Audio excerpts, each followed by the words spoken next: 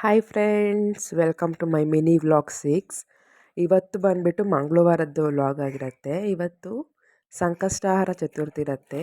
So ನಾನು ನೈಟೇ ಎಲ್ಲ ಮನೆಯೆಲ್ಲ ಅಡುಗೆ ಮನೆಯೆಲ್ಲ ಕ್ಲೀನ್ ಮಾಡಿ ಎಲ್ಲ ಪಾತ್ರೆಗಳೆಲ್ಲ ತೊಳೆದು ಮಲ್ಕೊಂಡಿದ್ದೆ. ಬೆಳಗ್ಗೆ ಎದ್ದ ತಕ್ಷಣ ಸ್ವಲ್ಪ ಬಟ್ಟೆ ಇದ್ವು, ಅವನ್ನೆಲ್ಲ ವಾಷಿಂಗ್ ಮಿಷಿನಿಗೆ ಹಾಕಿ ಮನೆಯೆಲ್ಲ ಕ್ಲೀನ್ ಮಾಡಿಕೊಂಡು ಸ್ನಾನ ಕೂಡ ಮಾಡಿಕೊಂಡು ಪೂಜೆ ಎಲ್ಲ ಮುಗಿಸ್ಕೊಂಡೆ. ಅಷ್ಟೊತ್ತಿಗಾಗಲೇ ಟೈಮ್ 12 ಗಂಟೆ ಆಗಿತ್ತು. ಬೆಳಗ್ಗೆ ತಿಂಡಿಗೆ ದೋಸೆ ಮತ್ತು ಚಟ್ನಿ ಮಾಡಿದ್ದೆ. ನಾನಿವತ್ತು ಉಪವಾಸ ಇದ್ದೆ, ಸಂಕಷ್ಟಿ ಇತ್ತು ಅಲ್ವಾ, ಸೊ ಉಪವಾಸ ಇದ್ದೆ. ನಮ್ಮ ಮಾವನಿಗೆ ದೋಸೆ ಹಾಕ್ಕೊಟ್ಬಿಟ್ಟು ನನ್ನ ಮಗನಿಗೆ ಕೂಡ ದೋಸೆ ತಿನ್ನಿಸಿ ಮಲಗಿಸೋಣ ಅಂತ ಮಲಗಿಸ್ತಿದ್ದೆ. ನಮ್ಮನೆ ನೈಟ್ ಊಟಕ್ಕೆ ಪಾಯಸ ಮಾಡಿದ್ದೆ, ಗೋಧಿ ಪಾಯಸ. ಅದ್ರ ಜೊತೆಗೆ ತಿಳಿ ಸಾಂಬಾರು, ರೈಸ್ ಮಾಡಿದ್ದೆ ನಮ್ಮ ಮಾವ ಮತ್ತು ನನ್ನ ಹಸ್ಬೆಂಡಿಗೆ.